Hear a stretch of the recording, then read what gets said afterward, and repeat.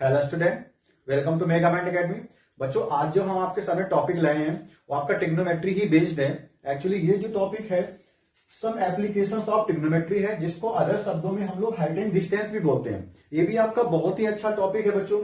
इससे पहले मैं आपको कुछ बेसिक चीजें बताऊंगा कि आपने इससे पहले वाला जो चैप्टर था वो ट्रिग्नोमेट्री का था, जिसमें आपने इंट्रोडक्शन टू ट्रिग्नोमेट्री पढ़ा है। उसके बारे में आपने बहुत सारी बातें पढ़ रखी होंगी, जो नहीं पढ़ी हैं इस चैप्टर में जो यूज होने वाली हैं वो बातें हम आपको बताने जा रहे हैं। तो ठीक है भाई, आराम से चीजों को समझते हैं। सबसे पहले जानते हैं कि आपको फंक्शन पता है, साइन, कॉस, टेन, कॉसेक, सेक, कॉट, आपके 6 फंक्शन थे बच्चों। अब उन फंक्शन में आपने सबसे पहले पढ़ा होगा साइन थीटा। साइन थीटा की वैल्यू कैसे निकलती, कोई राइट एंगल ट्रायंगल अगर है बच्चों, सपोज करो अगर एक राइट एंगल ट्रायंगल है, तो उस राइट एंगल ट्रायंगल में अगर ये एंगल की बात कर रहे हो तो ये एंगल है थीटा, इसके सामने की साइड को आप परपेंडिकुलर बोलते हो, और ये एंगल जिस पे बनता है, जो एंगल जिस पे बनता है वो ये साइड अगर है तो इसको हम लोग बोलते हैं बेस। और ये आपका राइट एंगल ट्रायंगल तो 90 बच्चों रहा होगा। 90 के सामने की साइड को आप बोलते हो हाइपोटेनस। 90 के सामने की साइड को आप क्या बोलते हो, हाइपोटेनस बोलते हो। एंगल के सामने की साइड को आप परपेंडिकुलर बोलते हो। एंगल जिस पे बना है बेस ये होता है। सपोज करो अगर आपका ट्रायंगल इस तरह से होता जिसमें आपने एंगल ये ले रखा हो, यानी कि टॉप वाला एंगल अगर लिया है, तो फिर एंगल के सामने की जो साइड है वो आपकी परपेंडिकुलर होती है। ये 90 है, 90 के सामने जो होता है वो हाइपोटेनस होता है। हाइपोटेनस हमेशा लॉन्गेस्ट साइड और 90 के सामने की साइड होती है, तो वो हमेशा फिक्स रहती है। बट इंटरचेंज कौन होता है, देखो परपेंडिकुलर ये हो गया, यहाँ पे ये बेस था, डिपेंड किस पे किया, एंगल पे। अगर ये आपका एंगल है बच्चों थीटा, तो उसी के सामने की साइड बच्चों जो होती है वो परपेंडिकुलर होती है, और ये फिर आपकी रिमेनिंग साइड थर्ड जो की होगी बेस। तो राइट एंगल ट्रायंगल में 3 ही साइड आपको जाननी है। ये ट्रायंगल है, 3 साइड भी तो होगी उसमें, तो जो आपकी सबसे बड़ी साइड होती है उसको हाइपोटेनस बोलते हैं। ये आप सब जान चुके होंगे, ऐसा मैं मान के ही आगे बढ़ रहा हूं। फिर भी जो इस चैप्टर में हमारी नीड्स होगी, जो जरूरतें हैं, उनको बारे में और समझते हैं। आपको पता होना चाहिए साइन थीटा क्या होता है। साइन थीटा बच्चों होता है perpendicular upon hypotenuse. Cos theta क्या होता है, base upon hypotenuse. Tan theta क्या होता है, परपेंडिकुलर अपॉन बेस होता है। अगर आप कॉसिक थीटा देख रहे हो तो फिर उल्टा में क्या पढ़ेंगे, hypotenuse upon perpendicular. Sec theta hypotenuse upon base.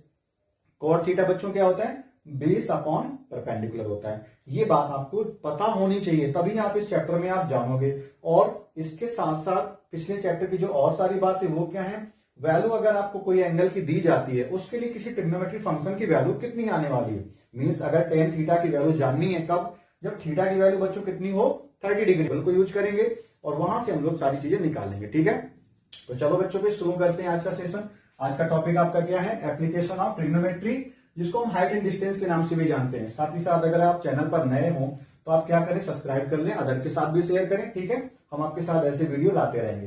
तो सबसे पहले जानते हैं कि एंगल ऑफ एलिवेशन क्या होता है। एंगल ऑफ एलिवेशन का मतलब क्या है, आप जब यहां मतलब खड़े हो और अपने से ऊपर किसी ऑब्जेक्ट को देख रहे हो, सपोज करो ये आपका ऑब्जेक्ट है, आपने इसको देखा, तो ऑब्जेक्ट जब आपसे ऊपर होगा तब आपका एंगल कौन सा बनता है बच्चों, एंगल ऑफ एलिवेशन बनता है।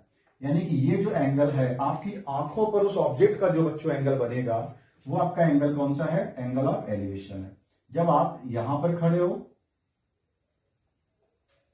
एंगल ऑफ एलिवेशन में क्या था, जब आप नीचे से किसी ऑब्जेक्ट को देख रहे हो ऊपर साइड। ठीक है, एंगल ऑफ एलिवेशन कौन है, जब आप नीचे से ऊपर साइड किसी ऑब्जेक्ट को देखते हो। एंगल ऑफ डिप्रेशन में क्या है, जब ऊपर से आप मतलब आप किसी बिल्डिंग की छत पर अगर बैठे हो तो यहां पर हो और रोड पर किसी गाड़ी को जाते हुए देख रहे हो, कोई वैन आ रही है, कोई मोटरसाइकिल है, या कोई मैन ही हो सकता है, आप उसको देख रहे हो, तो आप ऊंचाई से जब नीचे की ओर देख रहे होते हो तो उस केस में आपका जो एंगल बनता है उसे कहते हैं एंगल ऑफ डिप्रेशन। आपका एंगल तो एक्चुअली ये है थीटा, एंगल ऑफ डिप्रेशन बच्चों ये होगा, लेकिन ये वाला एंगल इसका कौन सा एंगल होगा, एंगल दोनों कैसे होंगे, इक्वल होंगे। क्यों होंगे, क्योंकि आप ज्योमेट्री में पढ़ के ही आए होंगे, ये दोनों एंगल अल्टरनेट एंगल होते हैं। तो ये अगर थीटा है तो आपका ये भी थीटा हो जाएगा।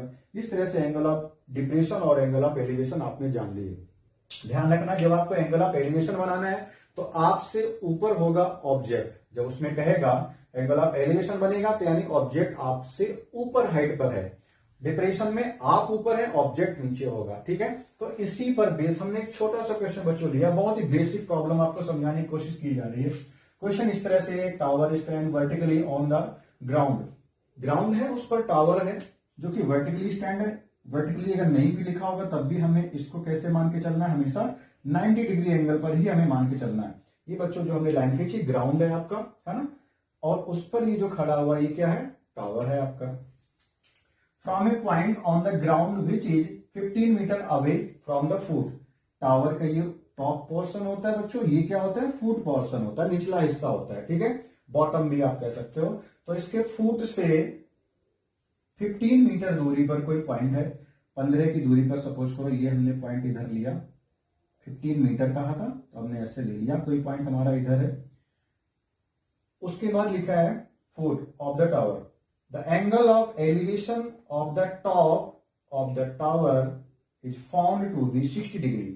15 मीटर की डिस्टेंस पर जो पॉइंट है वहां से इस टावर के टॉप का एंगल ऑफ एलिवेशन, इस टावर के टॉप का एंगल ऑफ एलिवेशन, तो सीधी सी बात आप यहां से ऊपर को ही देख रहे हो तभी तो एंगल ऑफ एलिवेशन बना। एंगल ऑफ एलिवेशन कब बनता है, जब नीचे से आप ऊपर देख रहे हो। और किसको देख रहे हो बच्चों, उसके टॉप को, किसके टॉप को, टावर के टॉप को आप देख रहे हो, ठीक है ना। तो टावर का टॉप इस तरह से आया और एंगल ऑफ एलिवेशन आपका इधर हो गया, कितना फाउंड टू बी 60 डिग्री, तो ये आपको 60 डिग्री भी गिवन है, ठीक है। Find the height of tower, आपको टावर की हाइट निकाली, मतलब आपको ये डिस्टेंस पता होनी चाहिए, तो इसको आप कुछ भी मान लो, h मान लो, ठीक है। अब आप चाहो तो नेमिंग कर सकते हो कि let the height of tower is h हमने मान रखा है, साथ ही साथ टावर को अगर नोट करना चाहो तो हमने बोल दिया कि let PQ is the tower and R is the point 15 metre away from the foot. ये आपको बच्चों लैंग्वेज सोल्यूशन में लिखनी पड़ती है, ठीक है। अब हमारे पास निकालने के लिए क्या है, हाइट ऑफ द टावर निकालनी, यानी PQ कितना है, H कितनी है, वो आपको निकालना है। तो अब सोचो बच्चों, ये राइट एंगल ट्रायंगल है, अगर हमें ये साइड निकालनी है तो हमें PQ का रिलेशन चाहिए। कोई गिवन है साइड, दो साइड में से ये गिवन है या ये, तो सीधी सी बात है हमें कौन सी गिवन है, PR गिवन है 15 डिग्री, 15 मीटर। एंगल आपको 60 डिग्री का दिया गया है, ठीक है। तब आपको इस राइट एंगल ट्रायंगल में इन दोनों साइड, इस एंगल के लिए बच्चों ये कौन सी साइड होगी, परपेंडिकुलर हो गई, इस एंगल के लिए ये कौन सी साइड हो गई, बेस हो गई। तो परपेंडिकुलर बेस में कोई एक रिलेशन आपको पता हो, परपेंडिकुलर बेस कहीं लिखा है, ये लिखा है, तो अगर ऊपर से पढ़ते हो परपेंडिकुलर अपॉन बेस तो आप क्या कहोगे, tan थीटा हो गया, है ना। अगर आप कहते हो बेस और परपेंडिकुलर लेंगे यानी बेस अपॉन परपेंडिकुलर, तो आप क्या लगाओगे, cot थीटा लगाओगे। क्योंकि हमने टेबल में यहाँ पे साइन कॉस टेन ही तीन दिखाए हैं, तो आप ऊपर से रीड करिए, टेन ऊपर लिखा है ना, तो आप क्या कहेंगे, परपेंडिकुलर अपॉन बेस हम लगाना चाहते हैं, ठीक है। तो आपका इस तरह से क्वेश्चन, इसको सोल्यूशन जब लिखोगे तो हम लिखेंगे क्या, in right angle triangle PQR हमने क्या लगाया, tan 60 डिग्री, क्योंकि थीटा यहाँ पे थीटा नहीं हो गया कि 60 डिग्री लिया है, तो आप क्या लिखेंगे tan 60, और tan जब लगाया तो tan का फार्मूला अभी मैंने बताया था क्या होता है, परपेंडिकुलर अपॉन बेस होता है। तो 60 डिग्री के सामने की साइड परपेंडिकुलर हो गई, तो PQ अपॉन में कितना आ गया, बेस कितना बच्चों, एंगल जिसपे बना होता है PR, ठीक है। अब tan 60 की वैल्यू आप टेबल से देख लीजिए, वैसे आपको याद ही होनी चाहिए, नहीं है तो आप जल्दी से इनको कर लीजिए, ठीक है। tan 60 कितना होता है, √3 होता है, तो आप यहां पे क्या रख देंगे, √3 रख देंगे बच्चों। फिर PQ हमें तो निकालना है, जो कि हमने H मान रखा है, आप H लिख लो, PR कितना 15 दे रखा गया है, ठीक है। अब आपको जब H की वैल्यू निकालनी है तो 15 का √3 में क्या हो जाएगा, क्रॉस मल्टीप्लाई हो जाएगा, ये आप अच्छी तरह से जानते हो। तो H इक्वल टू कितना आ गया, 15√3, H की वैल्यू आपके सामने आ चुकी बच्चों 15√3, और चूंकि हमें जो 15 दिया था वो मीटर में दिया था, तो ये भी H किस में आएगा, 15√3 मीटर में आपका आ जाएगा। इस तरह से हाइट ऑफ द टावर कितनी आ गई, 15√3 मीटर आ गई। तो बच्चों अब हम आपके सामने आपकी एक्सरसाइज का पहला क्वेश्चन लेकर के आए, एक्सरसाइज आपकी 9 पॉइंट जो है उसका पहला क्वेश्चन बच्चों ये लिखा है। क्वेश्चन आपके सामने लिखा है, a circus artist is climbing a 20 metre long rope which is tightly stretched and tied from the top of a vertical pole to the ground. Find the height of that pole if the angle made by the rope with ground is 30 degree. और आपको ये figure भी दे रखा है, ठीक है। तो जैसा कि मैंने आपको पहले ही बता दिया था कि आपको सब ये चीजें याद है ना, तभी आप इसमें अच्छा सा कर सकते हो। तो याद करना आपकी बेसिक चीजें हैं जो आपको याद ही होनी चाहिए, तभी आप करेंगे। अब हम क्या करते हैं, क्वेश्चन को पढ़ते हुए फिगर बनाने की कोशिश करते हैं, लेकिन हमें चूंकि फिगर दिया गया है इसमें तो हमें कोई जरूरत ही नहीं है। तो हम इसके आधार पर अगर देखेंगे तो हमसे जो कहा गया है, सर्कस आर्टिस्ट क्लाइंब चढ़ रहा होता है तो ये सर्कस आर्टिस्ट बच्चों यहां से ऐसे चढ़ना शुरू करता है। एक लंबी रस्सी है जो कि 20 मीटर लंबी है, ठीक है, वो टाइटली मतलब पूरी तरह से खींच करके बांध दी गई है टॉप से, किसके, पोल से। ये आपका ए बी यहाँ पे पोल दिया गया है और 30 डिग्री का एंगल भी रस्सी का बन रहा है ग्राउंड लेवल से, जो आपको लास्ट में ऐसे लिखा है। तो आप ऐसे क्वेश्चन को पढ़ करके आपको किसी न किसी तरह से समझ करके काम करना होगा।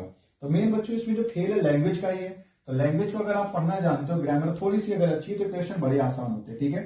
तो अब हमें अगर ये वैल्यू निकालनी है और हमें कोई एक एंगल पता है, बिल्कुल पता है। अब साइड देखो ट्रायंगल में, ये तो पता नहीं है, ये पता है। ये बच्चों कौन सी साइड होती है, 90 के सामने की साइड हाइपोटेनस होती है, यानी हमें हाइपोटेनस एक्चुअली 20 दे रखा है। अब मुझे जो निकालना वो हमारा इस एंगल के लिए क्या बना बच्चों, परपेंडिकुलर बना, जो हमें निकालना है।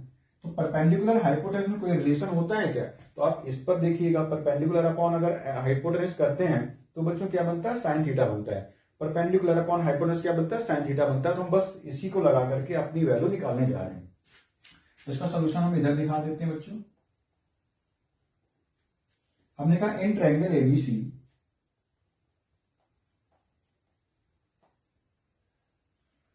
एंगल कितना लिखा है, 30 डिग्री। तो मैं लगाऊंगा क्या, साइन 30, क्योंकि हमने भी बताया कि आपको साइन थीटा लगाना होगा। परपेंडिकुलर गिवन है, हाइपोटेनस, परपेंडिकुलर और हाइपोटेनस रिलेशन निकालना है।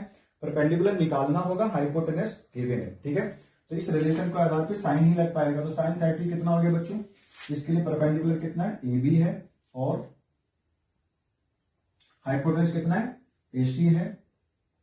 साइन 30 टेबल से वैल्यू आपको याद होनी चाहिए। साइन 30 की वैल्यू होती है 1/2, तो 1/2 इधर रख दो साइन 30 की वैल्यू। और ए बी आपको पता नहीं है, हाइट ऑफ द टावर वही तो निकालनी बच्चों, आपको पूछा गया क्वेश्चन में। तो ए बी को ए बी बना लेते हैं, या कुछ सपोज कर लेते हैं एक्स, तो एक्स लिख रहे होते हैं ए बी की जगह पे, ठीक है। और हम ए सी की वैल्यू रख देते हैं 20। अब जब इसको सॉल्व करोगे तो 20 इधर आएगा, 2 से कैंसिल होगा, तो 20/2 इक्वल टू ए बी आ जाएगा, जो कि कितना आएगा सॉल्व करने पे, 2 से कैंसिल करो बच्चों 10। तो ए बी की वैल्यू आ गई आपकी 10 मीटर, ठीक है। इस तरह से आपका दूसरा क्वेश्चन है बच्चों सॉल्व। बच्चों देखते हैं अगला क्वेश्चन, आपकी एक्सरसाइज का ही है। अगला क्वेश्चन जो दिया वो इस तरह से बच्चों, क्वेश्चन में क्या, a tree breaks due to storm. एक पेड़ है बच्चों जो टूट जाता है। सपोज करो ये बच्चों पूरा पेड़ रहा हो शुरू से, पूरी हाइट इतनी थी पेड़ की, ठीक है। होता क्या है, आंधी तूफान की वजह से पेड़ टूट जाता है। फिर आगे लिखा है due to storm and the broken part, और टूटा हुआ हिस्सा बेंड्स, झुक जाता है, so that the top of the tree touches the ground. Suppose करो किसी पॉइंट से बच्चों टूट गया होगा, ये मान लो पेड़ का निचला हिस्सा और ग्राउंड ऐसा रहा हो। तो यहां से अगर हम पेड़ को तोड़ दें बच्चों, तो ये अपर पार्ट जो दिखाई दे रहा था वो ऐसे नहीं रहा होगा। तो ये क्या हुआ, ऐसे ऊपर का पोर्शन ऐसे झुक गया, तो ऐसे आ गया होगा, और ये ग्राउंड के साथ कहीं टच करने लगा, इस तरह से इस पॉइंट पर टच कर रहा है, ठीक है। And touches the ground making an angle 30 degree, 30 degree का बच्चों एंगल बनाता है। जो आपको टच कर रहा है ग्राउंड को, इस तरह से 30 डिग्री का एंगल बना रहा है, ठीक है। The distance between the foot of the tree to the point where the top touches, top तो बच्चों ये था, जो अब कहां पर आ गया, इधर आ गया है, ठीक है। ये टॉप जहां पे टच करता है ग्राउंड को, उसकी डिस्टेंस कहां से, ट्री के फूट से, मतलब इस पॉइंट से, वो कितनी मीटर, 8 मीटर दे रखी है, ठीक है। ये हमें गिवन है। Find the height of the tree, height पेड़ की बच्चों कितनी है। देखो पेड़ की हाइट तो बेटा ये थी, पूरी हाइट ये है। तो मैं क्या कह रहा हूं कि अब जो पेड़ अभी भी खड़ा है वो इतना पोर्शन खड़ा है, अपर पार्ट टूट करके झुक गया जो कि ये है। तो मुझे पेड़ की हाइट निकालने के लिए, यानी कि ये पोर्शन पता हो इतना पूरा, और जो अपर पार्ट टूटा है वो मान लो अगर वाई रहा हो, ठीक है। तो वही तो वाई बेटा अब यहां पे झुक गया है, ठीक है। तो ये इस तरह से वाई हमें निकालना है। पूरी पेड़ की हाइट चाहिए तो एक्स प्लस वाई करना पड़ेगा, तभी तो हाइट बेटा पेड़ की आ पाएगी। टोटल कितनी थी, ठीक है। तो हमें किस तरह से काम करना होगा वो देखिए। पहला काम, अगर हमें एक्स भी निकालना है, इस ट्रायंगल में अगर हमें देखें तो क्या क्या गिवन है, एक एंगल गिवन है, और ये आपको इस एंगल के लिए बेस गिवन है, ठीक है। अगर आपको एंगल गिवन है, बेस गिवन है, बेस हमें पता है कितना है बेटा, 8 है। तो अगर हमें एक्स निकालना है तो परपेंडिकुलर निकालना होगा।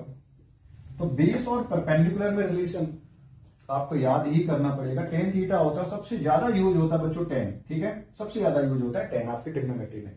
फिर साइन या कॉस का कम से कम यूज होता है, बट ज्यादातर टेन का ही यूज होता है।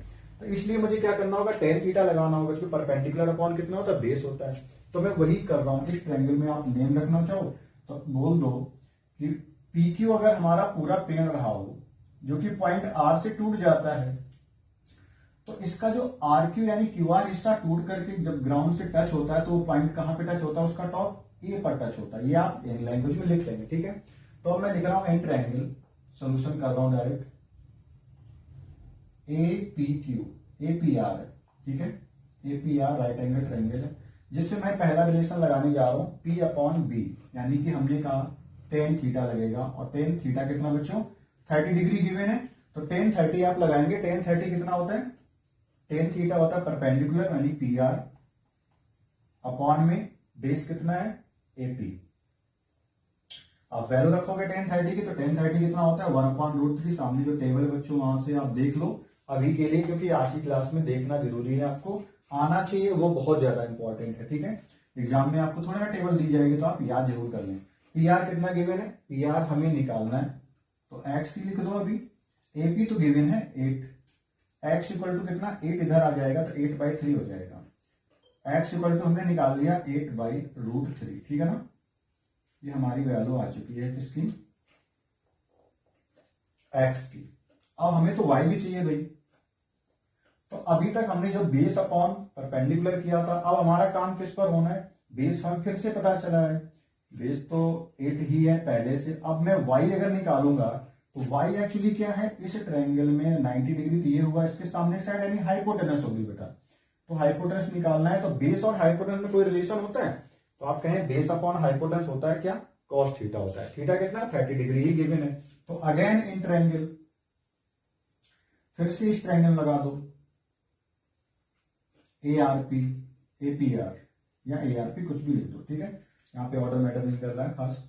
तो अब उसमें क्या लगाना होगा, बेस अपॉन हाइपोटेनस क्या बनेगा, कॉस थीटा बनेगा। थीटा कितना चल रहा है 30 डिग्री चल रहा है, तो कॉस 30 कितना हो गया, बेस आपका एपी, ठीक है, और क्या लगाओगे हाइपोटेनस